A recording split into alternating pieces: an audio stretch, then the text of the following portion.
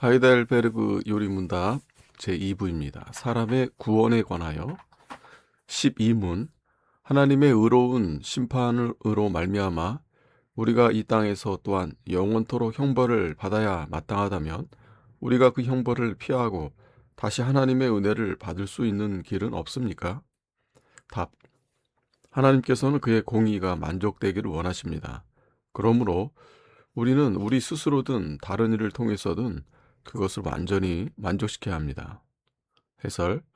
하나님의 율법이 요구하는 순종을 드리지 않음으로써 모든 사람이 영원한 정죄의 상태에 있음을 제1부에서 살펴보았으니 이제는 이러한 비참함과 죽음의 상태를 피하거나 거기서 구원받을 길이 과연 있는지를 살펴봐야 할 차례가 되었습니다. 이 질문에 대해서 요리문답은 사람이 범한 죄에 충족한 형벌을 통해서 하나님의 율법과 정의에 대해 만족이 이루어질 경우에는 구원이 베풀어질 수 있다고 답변합니다. 율법은 모든 이들에게 적용되며 따라서 순종하지 않으면 형벌을 받게 되어 있습니다. 그리고 완전한 의로 율법에 순종하거나 그렇지 않을 때에는 그 의가 지불되어야만 하나님께서 인정하시는 것입니다. 형벌을 통해서 만족시키시는 방법에는 두 가지가 있습니다. 그 하나는 우리 자신이 만족시키는 것입니다. 이것은 율법이 가르치는 방법이요, 하나님의 정의가 요구하는 방법입니다. 누구든지 율법책에 기록된 대로 모든 일을 항상 행하지 아니하는 자는 저주 아래 있는 자라. 이것은 법적인 방법입니다. 또 다른 만족의 방법은 다른 이가 대신 만족시키는 것입니다. 이것은 복음이 계시해 주는 방법이요, 또한 하나님의 궁휼하심이 허용하는 방법입니다. 율법이 육신으로 말미암아 연약하여 할 수 없는 그것을 하나님은 하시나니 곧 죄로 말미암아 자기 아들을 죄 있는 육신의 모양으로 보내어 육신의 죄를 정하사 육신을 따르지 않고 그 영을 따라 행하는 우리에게 율법의 요구가 이루어지게 하려 하심이니라. 하나님이 세상을 이처럼 사랑하사 독생자를 주었으니 이는 그를 믿는 자마다 멸망하지 않고 영생을 얻게 하려 하심이라. 이것은 복음적인 방법입니다. 이 방법은 사실 율법에서는 가르치지 않으나 또한 어디에서도 정죄되거나 배제되지도 않으며 하나님의 정의를 거스르지도 않습니다.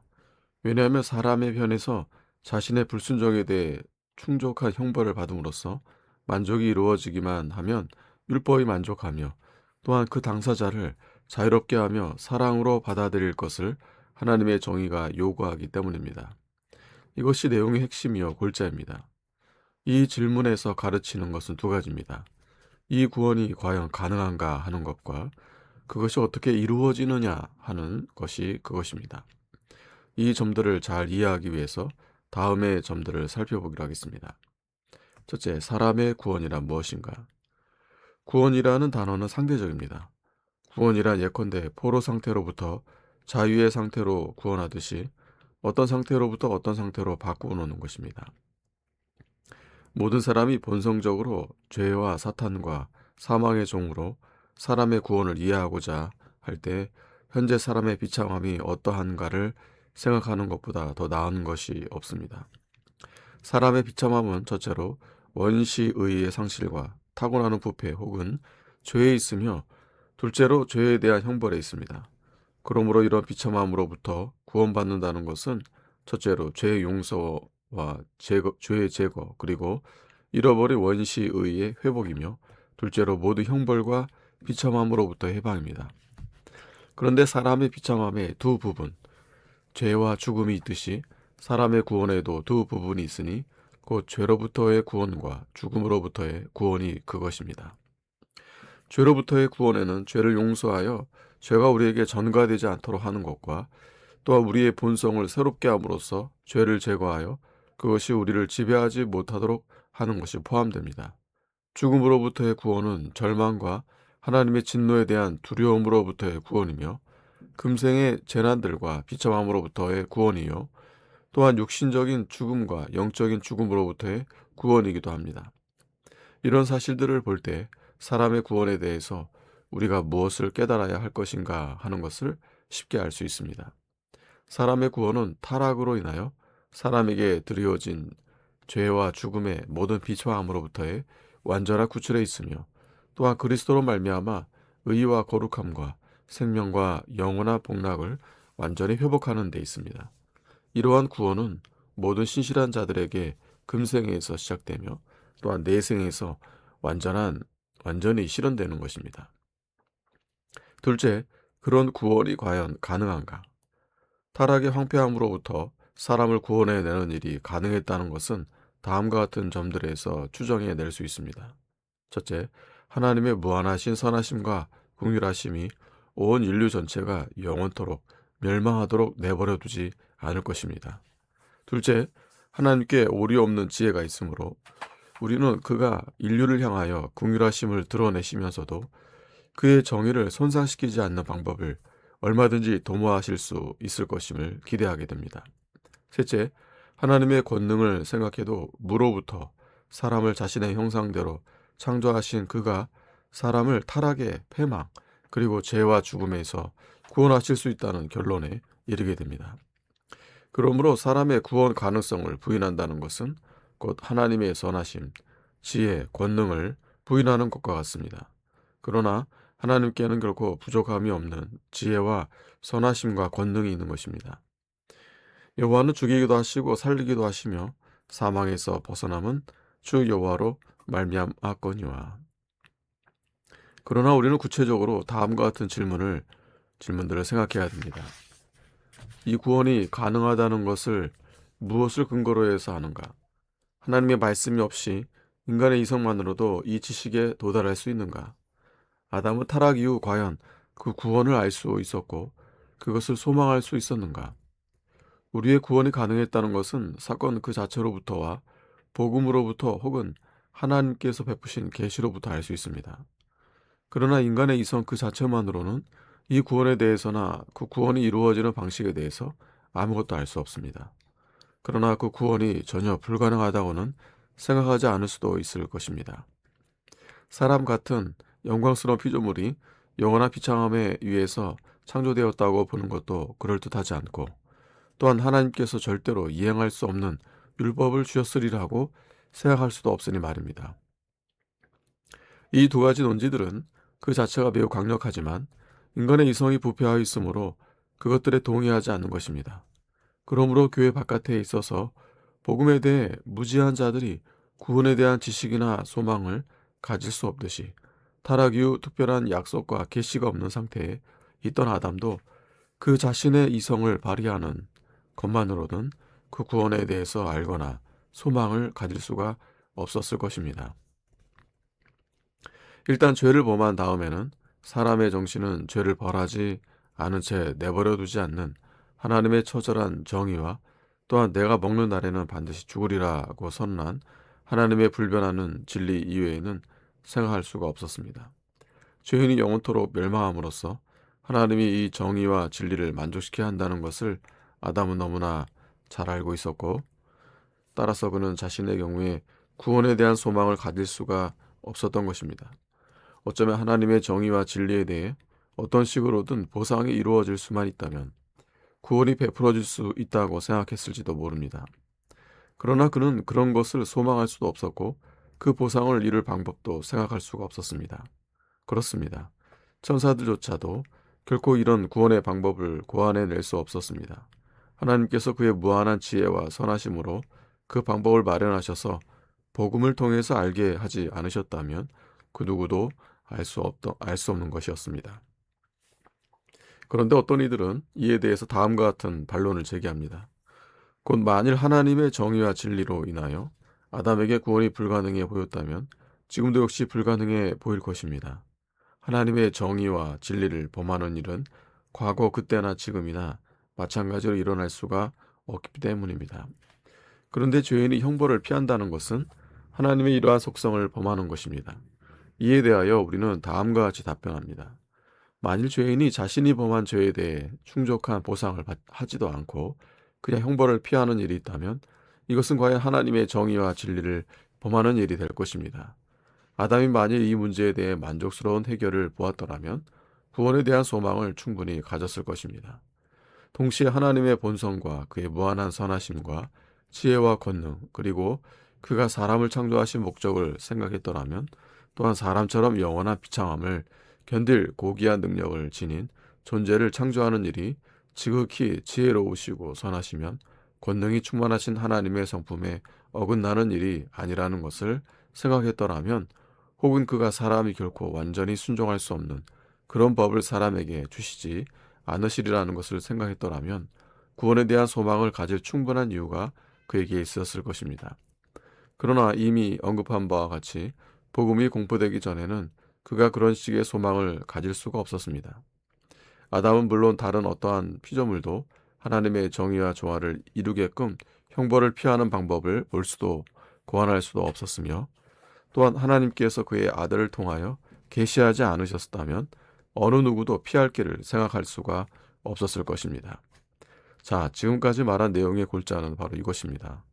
타락한 상태에 있는 사람으로서는 여인의 후손이 뱀의 머리를 상하게 하리라는 기쁜 약속을 듣기 전에는 죄와 죽음으로서부터의 구원에 대해 결코 소망을 가질 수가 없었습니다. 그러나 동시에 구원이 전적으로 불가능한 것처럼 그저 절망에 빠져 있어서는 안 되었고, 또한 거기에 빠져 있을 수도 없었습니다. 물론 미래에 자기에게 구원이 있으리라고 결론짓거나 자기를 위해 보상이 이루어질 수 있는 길을 이해할 만한 어떤 필연적인 이유는 생각할 수 없었지만, 피조물이 그 길을 발견하지 못한다고 해서 하나님께서도 그 길을 찾지 못하시는 것은 아니었기 때문입니다. 그러므로 그는 자기 자신을 바라보던 데에서 돌이켜 하나님의 지혜와 선하심과 권능을 바라보아야 했고, 그리하여 마치 모든 일이 가망이 없는 것처럼 실망하지 말아야 했던 것입니다. 그러나 복음의 음성이 아직 그의 귀까지 들리지 않았다면 그가 당하고 있던 그 시험에서 그 어떠한 것도 충족한 위로를 줄 수가 없었을 것입니다. 그러나 그 약속이 일단 제시되어 알게 되었고, 또한 그리스도로 말미암는 구속의 방법을 깨닫게 된 다음에는 자신의 구원을 확실히 소망할 수 있을 뿐 아니라 갖가지 의심들과 반론들에 대해서도 다 해결할 수 있었을 것입니다. 그런 반론들 중에 다음과 같은 것들을 언급할 수 있을 것입니다.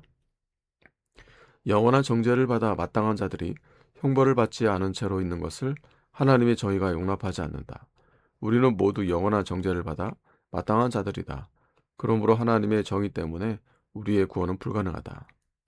답변: 아담은 이 3단 논법의 첫째 명제에 대해 어떻게 답변할 수 있는지를 알고 있었습니다. 곧 하나님의 정의는 영원한 정죄를 받아 마땅한 자들을 묵인하지도 사면하지도 않으나 단 과실과 일치하는 형벌을 통해서 보상이 이루어지지 않을 경우에만 그렇다는 것입니다.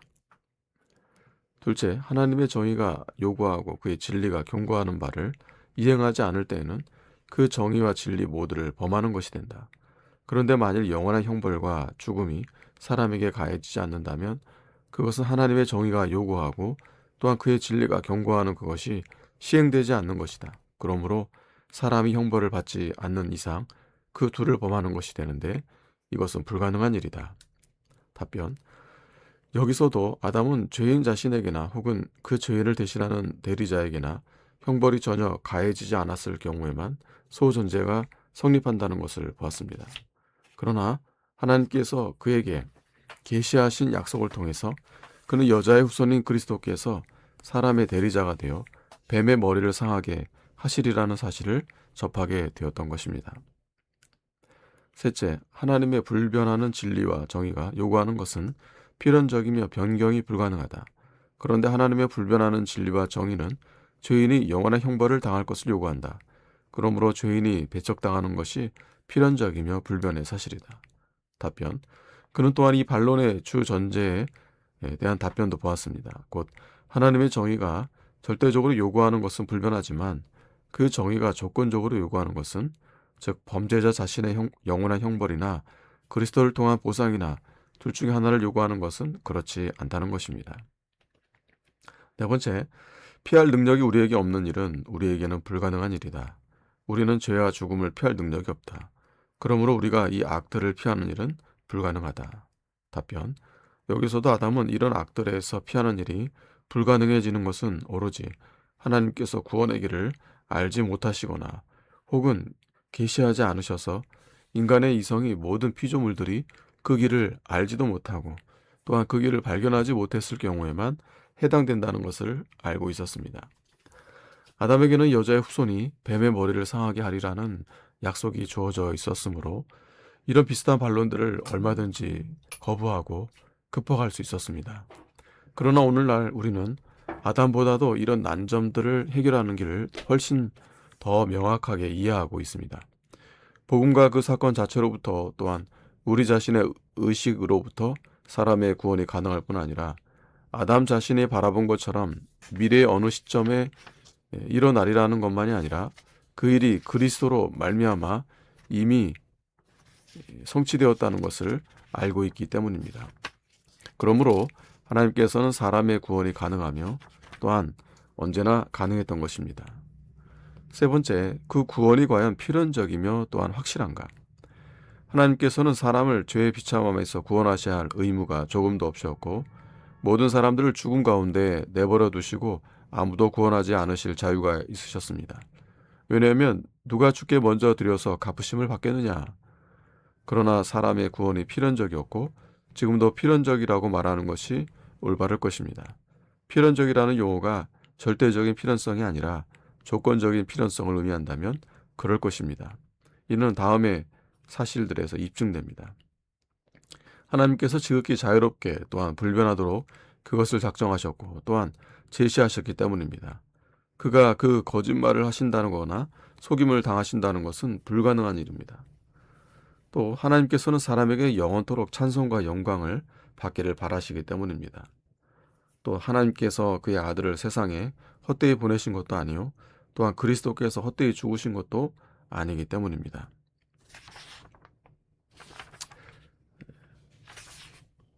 또 하나님께서는 진노보다는 궁일하심에 더 기울어지시기 때문입니다. 그러나 악인의 형벌에서 그의 진노가 지속됩니다. 그러므로 의인의 구원에서 그의 궁일하심이 훨씬 더 밝히 드러날 것입니다. 넷째, 완전한 구원을 기대할 수 있는가? 사람의 구원은 그 시작에 있어서 금생에서 완전합니다. 그러나 내생에서는 그 완성에 있어서도 완전해질 것입니다. 그런데 그 구원은 죄책과 형벌의 악으로부터의 구원으로서 그 모든 부분들에 있어서 완전합니다. 그러므로 모든 눈물이 우리 눈에서 씻겨지고 하나님의 완전한 형상이 우리 속에 회복되며 하나님께서 만유 안에 만유가 되실 그때가 되면 그 정도에 있어서도 완전해질 것입니다. 이는 다음의 사실에서 입증됩니다.